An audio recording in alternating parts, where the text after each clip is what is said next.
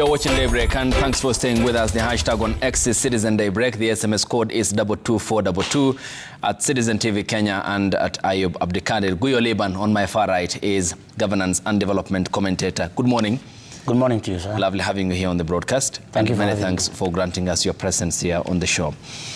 Dr. MacDonald Obudo is the Director General, the Kenya National Bureau of Statistics. Dr. Good morning.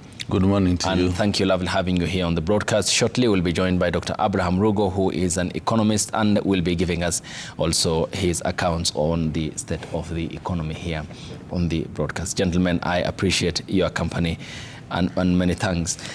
Your report, Dr. had touched on several critical sectors, including agriculture, revenues, public debt, and also the tourism sector. A lot is contained there, including your recommendations.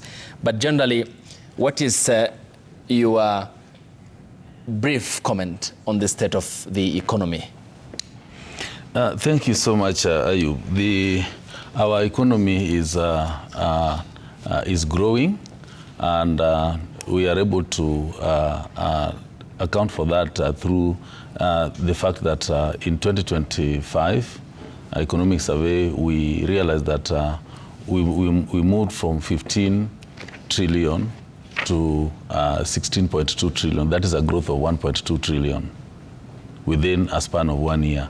And that is in terms of goods and services that were realized within the year 2024. So when you talk of economic survey of 2025, it basically gives the information for the year 2024 from January to December.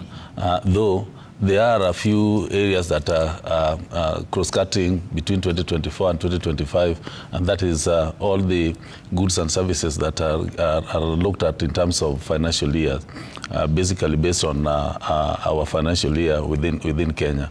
So you'll be able to realize that it is a bit mixed in terms of the period that under review. So there are those cases that, like now, when you talk of public finance, which is strictly following the financial year, it will be ending in June next month, end of next month. And so that is also taken into consideration. But basically, that is the fact is that we have grown. The 4.7 GDP growth rate compared to 5.7 of 2023 simply means that we have grown, but at a decelerated rate, not as fast as it was in 2023. Okay. Well, what then informs that dip? Well, you know, we are looking at the many sectors of the economy, and there are actually 21 of them that are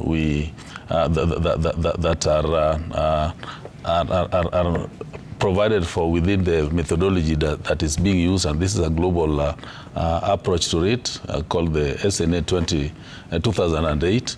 And so basically all the economic sectors are broken down into 21, and within those 21 there are many activities under each one of them, which then would contribute to the slow growth or the higher growth. So put together, this is an average which puts we are actually using more than 1,000 worksheets to come up with this, and so we have to look through each and every one of them to get to see which one is contributing more and which ones have contributed less. Yeah, we'll get to the specifics, because you have also touched on some of the major promises that are contained in the manifesto by the Kenya Kwanza government. But Guyo, coming to you from a governance perspective, does the economic reality align with the political messaging by the government on the critical performance of the critical sectors that inform the prosperity of the economy? Thank you, Ayub. I would like to agree with the doctor in terms of the growth, but of course there is a dip. 2024, 5.3, and then we dipped to 4.7. So what informs that dip? One, I think there's contraction in construction industry, which dropped by 0.7, and the mining sector also dropped by 11.7. Now, coming to your question on the manifesto of the Kenyan Kwanza, which is informed by the better strategy. We are on a track in many aspects. but in other aspects, we are still behind. In terms of unemployment, that promise has not been met by the government. Okay. In terms of affordable housing, which informs a big chunk of areas that has been targeted by the government, again, there we are not able to meet the projected housing that the government said they are going to construct. In fact, compared to 2023-2024, there is a big drop in terms of the houses that have been constructed under affordable housing. Yes. Yeah. And Dr. then coming to you, is it, because I'm looking at your statistics, and in the year 2024, 782,300 new jobs were created, down from 848,100 a year earlier, according to the data. What's then informing this? I mean, we are talking about a time when we need to expand our tax bracket for people to earn decent income. Then we have more people within tax bracket for contribution. So what's informing this? What are the indicators in terms of the performance element of the economy? Well, it is true that the employment, those who are coming into employment has decreased slightly from what it was in 2023. But we take note that there are those sectors that really did not do very well, just like Guy has just mentioned, that construction sector went a little bit down. It was actually, the growth was 6.7 in 2023, and now it is 6.3. So it has gone down, and this is noted from the fact that it was the cost of materials, building materials or construction materials went just a little bit up. And this is established from what we also produce called the construction input price indices. That was reflected there. But then you look at an area like mining, where there was also some element of drop. And so these are areas that would offer employment to Kenyans. Manufacturing also had a small dip. The other time, the growth was 7.5. This time around in 2024, it is 7.3. So okay. there are small differences that would result into informing us as to why the employment rate did not do very well. Yeah. But of course, achieving 782,000 new jobs is also not a small case to ignore. Yeah, is it then not worrying that 782,000 jobs created, this was largely in the informal sector? I mean, what does the continuous informalization of our economy then mean? We'll come to the formal aspect, but isn't this not an informalization of our economy? Well, but when you look at the whole scenario, you get to realize that most of the jobs, whatever numbers that you're talking about, when you take stock of that, you realize that most of the jobs are actually the informal sector, and that is that's a very big factor, and it's very difficult to change that one because like 83.6% of the workforce is actually drawn from the informal sector. And so basically what it means is that it is the informal sector that is driving our economy, because that's where the largest number is. Yeah. Okay. Dr. Abraham Rugo also joins us here on the broadcast. Dr. good morning. Good morning, and my sincere apology. Much appreciated. 5 minutes have costed me quite a bit. You're still on time. Thank you. Thanks for your time. Much appreciated. As I come to you, Guyo, then talking about this creation of jobs, because it's one major pledge made by the government and governments previously. Yes. But then what happens? Because here, in 1 year, that mathematically then means that the economy only created 200,000 jobs, if that's you mathematically subtract the numbers that I have just highlighted. And it's been the average trend over the past decade in the last 10 years. Yes. I mean, what then happens to this pledge of creating jobs, yet you are churning out nearly 1 million graduates into the job market? What then happens? What ought to be the sound economic policy around job creation? Yes. Yes, it is true that we churn out graduates, fresh out of school graduates, 700 of them every year. I think one thing which the Economic Survey 2025 has not captured is the absence of climate and environmental factors. The Economic Survey did not capture climate-related and environmental and economic data. We had a drought, a very severe drought. In 40 years, we didn't have such a severe drought, 2023-2024.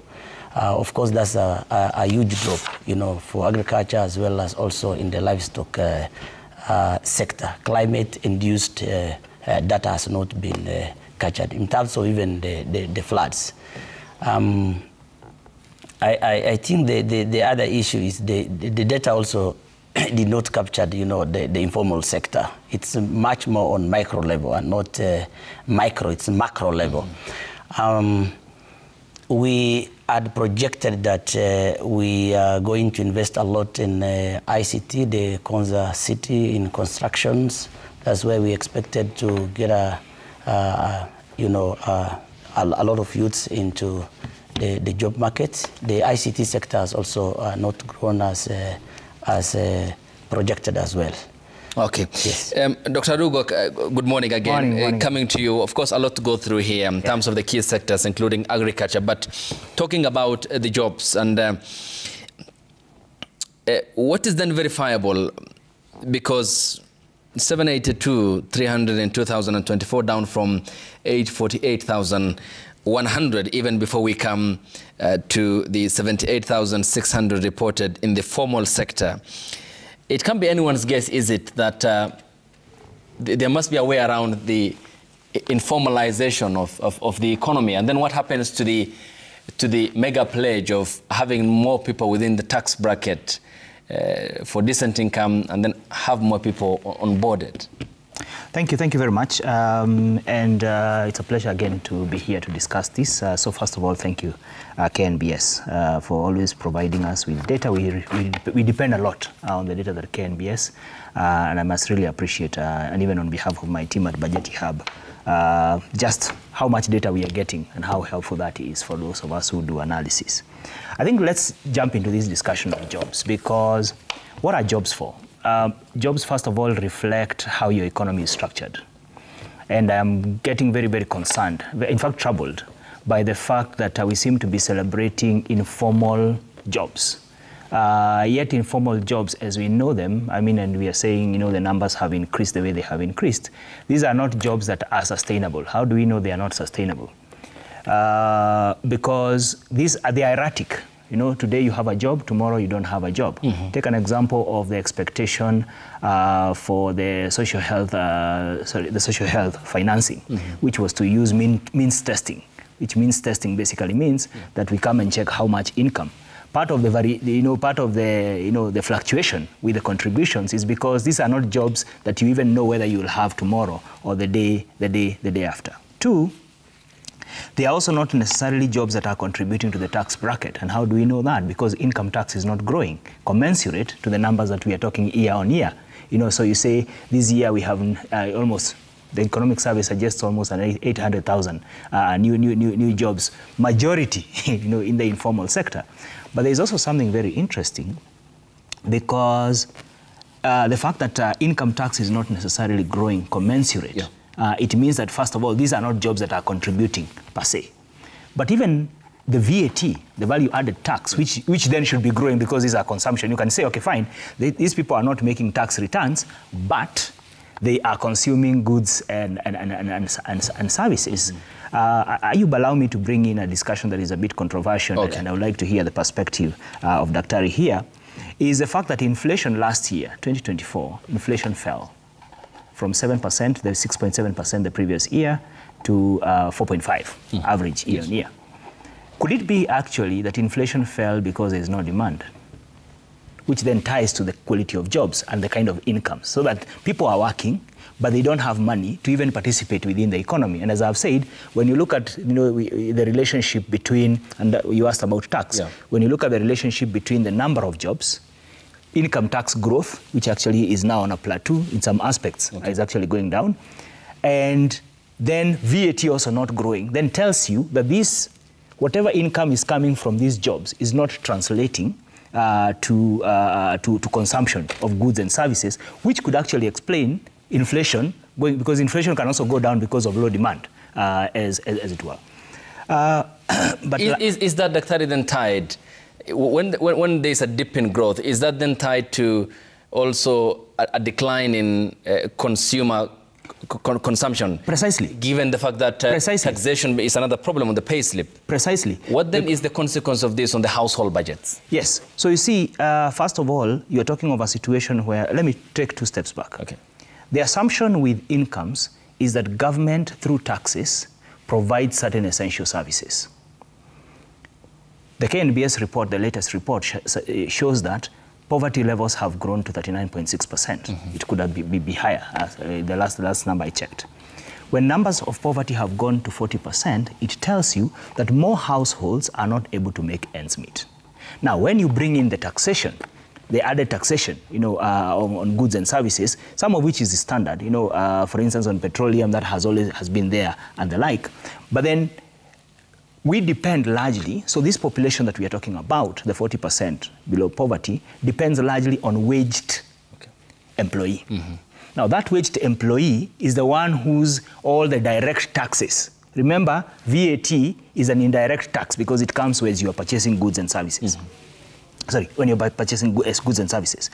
But the direct taxes, especially payee, and then you added the other extra tax measures like the housing levy, the contribution to SHA and what have you, is affecting this waged population that actually not subsidizes, but basically supports. You think of your house help. Think of the people you send money to in the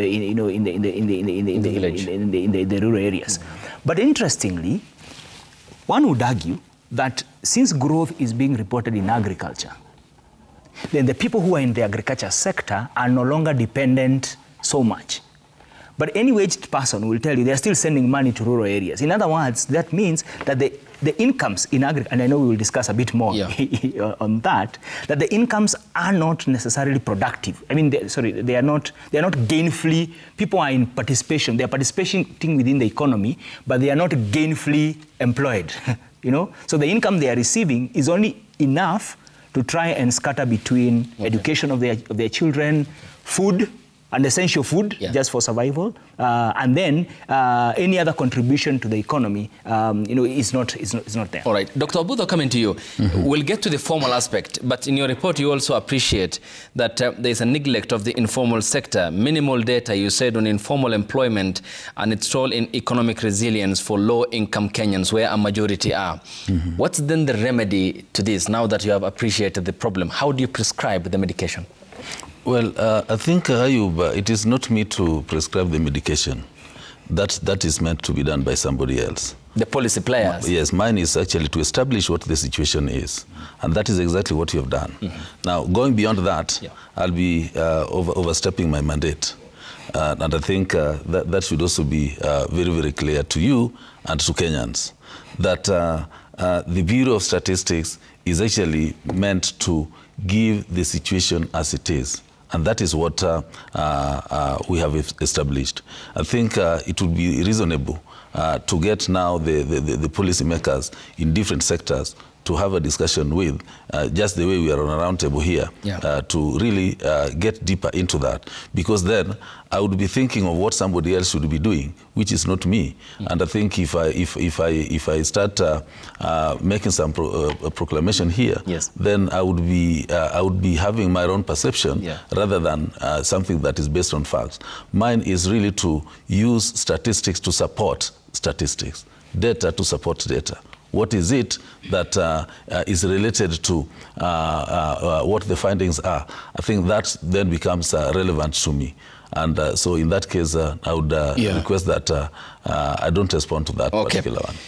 We talked about the informalization of the economy, and 83%, accounting for 83.6% of employment, translating to 17.4 million jobs. The formal sector accounted for paltry 3.4 million jobs, up from 3.1 in 2024 survey report. So talking about this, how many have we created? How many formal jobs have we created in the economy? From the report, you must have realized that it is we have created within that 72,300 jobs created in the last 1 year. It is 91%. Of them being in the informal sector. Okay. So that the calculation should be able to give what it is in the what has been done. So we note that it was even higher than the average of the workforce that I mean the informal sector that has given that number. So it is relatively large on the informal sector this time around in terms of those who are coming into the job market. So the 91%, meaning the 9% goes to the formal sector. Yes. Mathematically, then that comes to 70,407 jobs in the formal sector. Yes. Yes, Guyo. Then how, I mean, this needs, because if you look at the promises made by successive governments, they are high on jobs in the manifesto. But ideally, if then in a year like 2023-24, we had created 70,407 jobs. What then is the alternative? Shipping out our intellectuals? I think the alternative is that, one, I think we have to create a conducive environment for the investors even to come in from outside and invest. Foreign direct investment, which bring in increased capital inflow into the country, and also encourage private sector investment. That has not been happening. I think the figures is telling us that some of the investors actually left the country, to neighboring countries such as Tanzania and Uganda, attracting foreign direct investment better than us. So we need to look at the incentives that we need to give to the investors, both local and foreign. Now, when we also talk about the economic growth, is it an inclusive economic growth? If the economy is growing, it's growing for who? Because even the data, when I look at it, it's not aggregated by regions. There's a lot of regional disparities. And it's not also, the data is not also aggregated by age, by gender, and all that. It will be quite much more helpful to inform the government policy very well if this data is, aggregated by age, by region, by gender and all that. Yeah. So the other aspect that we need to look at is the aspect of corruption. There's a lot of pilferage, a lot of, losing a lot of money to corruption. Even though EDIC's Anti-Corruption Commission and Asset Recovery are doing a good job, I think last year they had managed to recover about 6 billion that again can be injected into the economy and invested in key areas such as education and health. So what we need to do is to ensure that we put money in key sectors such as agriculture and education and health, where we're able to generate more income. Yeah. But to also, let me mention this, what Dr. had said. In 2020, when we had the COVID-19, the government even reduced the pay as you earn. It's now 30%. Then it was 20%. We were able to keep the economy afloat, particularly the informal sector. People lost jobs even in the formal sector, but they went into the informal sector. We were able to keep the economy afloat because when you have money in the pockets and Kenya Kwanza government saying pesa mfukoni, that basically means that if you have money, you're likely able to purchase. Doesn't mean that when you tax people more, yes, you are generating revenue, but people will also be spending less. Okay. Yes. So we'll talk about, although there is a 62 billion shillings budget shortfall for the education sector, when we get back from the break, Dr. I'll come to you. And then we also talk about agriculture, which according to the report grew by a modest 4.4%. And also talk about the sectors underneath that, including the growth in sugarcane and rice production, but a decline in maize production in the country despite the fertilizer fiasco that we had. After the break, all that is here on Daybreak. Stay tuned.